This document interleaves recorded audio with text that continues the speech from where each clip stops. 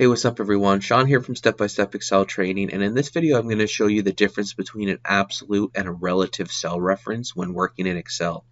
So let's say I have these 2020 sales target numbers and they're in US dollars, and I want to convert those US numbers into Canadian numbers using an exchange rate of 1.3 down here.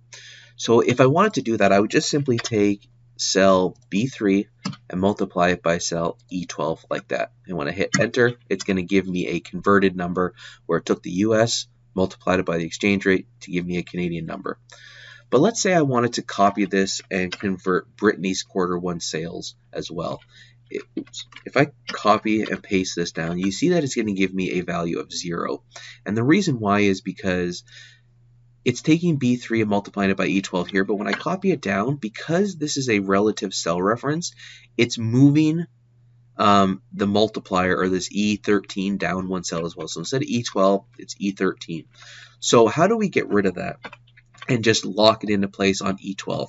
Well, what we would do is we would multiply B3 by E12 just like the last time, except instead of hitting enter, what we want to do here is we want to press F4 on our keyboard. So if you press F4, what it's going to do is it's going to put this $ before the letter E and a $ before the 12, which converts this into an absolute cell reference.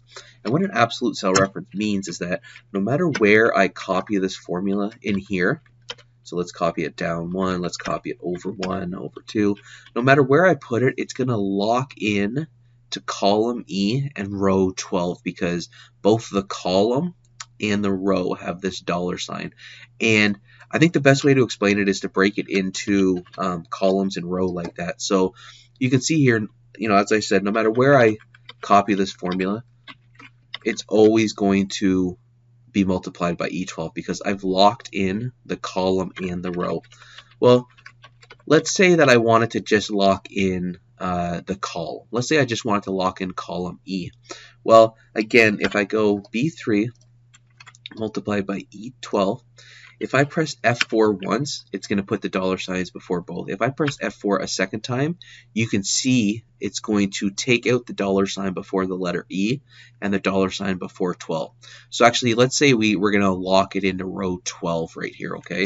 So that means that when I copy this over, it's going to change from column E to column F and G, but as I copy it down, it's not going to change from 12 to 13. Okay, and the reason why is because this is a partial cell reference, so it's, the row 12 is absoluted, but the column E is still considered a relative cell reference. So what if I wanted to lock in the column E as an example? So what I would do here is, I'll just start from scratch again, times this. I would press F4 once, which locks the whole thing, the column and the row. Press it again, where it's only going to lock the row. And if I press it again, you see that now there's no $ before the number 12, but there is now a $, before the letter E. So if I hit enter there, now as I copy it down, the row is going to change because this 12 is absolute or relative. It doesn't have a $ in front of it. So as I copy it down, it's going to change from 12, 13, 14, and so on.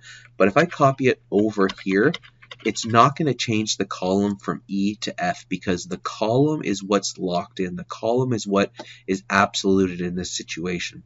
So again, just take those out. And if you want to remove it all together, you would go again, cell B3, like if you were to accidentally press F4, like that. If you press it once, twice, and then another time, it's going to take it back to a full absolute cell reference, where if you copy it over, it's going to shift from E to F, and if you copy it down, it's going to shift from 12 to 13. So again, this is a fully relative cell reference. So you can see here the difference it's going to make, where if I take this and I multiply it by this 1.3, if I don't do anything, and like let's say I'm dealing with a large range of data and maybe it's not all blanks or whatever, you can see that it's just going to give me a bunch of zeros here because it's not truly multiplying it by anything. It's multiplying it by a blank cell.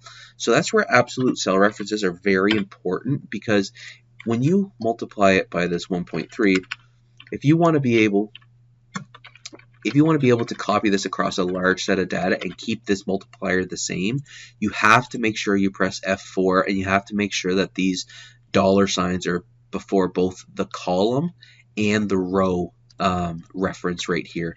So, hopefully that helps you, because it's really important, especially when you're dealing with a large set of data and maybe you don't see it as clearly as a bunch of zeros where something's wrong. Just always be aware of when you're multiplying by a specific number, or when you're doing a VLOOKUP, or when you're doing any formula in particular where you don't want the cell references to change as you copy the formula. Absoluting it and making sure these dollars are before either the column, the row, or both can be very, very important. So again, as always, I hope you got some value from this video, and if you've been enjoying the training and learning a lot from the videos, be sure to hit the like button on this video and subscribe to the channel.